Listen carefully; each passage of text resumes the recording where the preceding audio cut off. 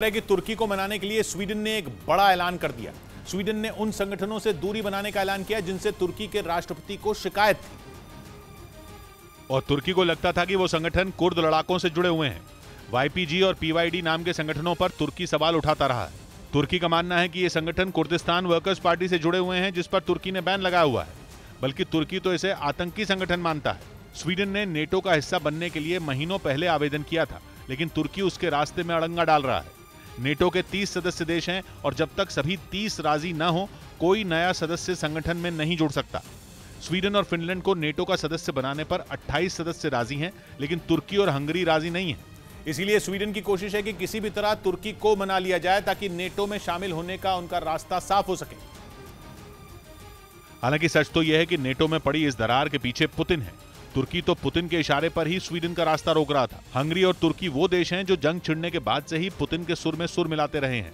हालांकि नेटो की सदस्यता न देने के पीछे तुर्की हमेशा कुछ अलग वजह बताता रहा है। इसीलिए स्वीडन के प्रधानमंत्री तुर्की पहुंचने वाले हैं। तुर्की के राष्ट्रपति से मुलाकात की वजह उन्हें मनाना ही होगा ताकि नेटो में एंट्री का रास्ता साफ हो सके। इसीलिए तुर्की पहुंचने से पहले उन्होंने तुर्की की शिकायतें दूर करने की कोशिश की है। हालांकि सीधा गणित यह है कि स्वीडन और फिनलैंड ने सीधा पुतिन की नाराजगी मोल ली है। पुतिन ये बिल्कुल नहीं चाहते कि दोनों देशों को नेटो की सदस्यता मिले, जबकि तुर्की और रूस के बीच जंग के बाद से कारोबारी रिश्ते नए मुकाम पर पहुंच चुके हैं। मतलब साफ है कि पुतिन को नाराज करने का खतरा तुर्की भी नहीं उठाएगा। रूस के लड़ाकू विमानों ने सीरिया में विद्रोहियों के गढ़ में जोरदार बमबारी की। इदलिब शहर में किए गए इस हमले में 9 लोगों की मौत होने का दावा किया गया, क्योंकि रूस के फाइटर जेट ने वहां एक के बाद एक कई बम गिरा दिए। बमों के धमाकों से पूरा इलाका थर्रा उठा।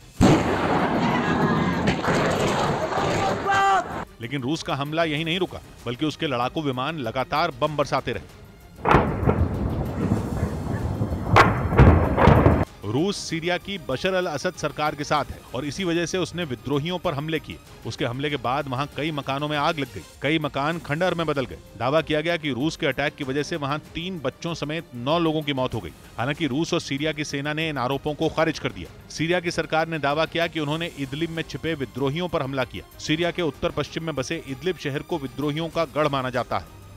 केमिकल फैक्ट्री में आग लगने से लाखों का सामान जलकर राख हो गया। आग इतनी भीषण थी, फैक्ट्री से करीब 50 मीटर दूर खड़ी एक बस भी उसकी चपेट में आ गई और देखते ही देखते पूरी बस आग की लपटों से गिर गई। इस दौरान फैक्ट्री से भी आग की ऊंची ऊंची लपटें निकलती दिखाई दी।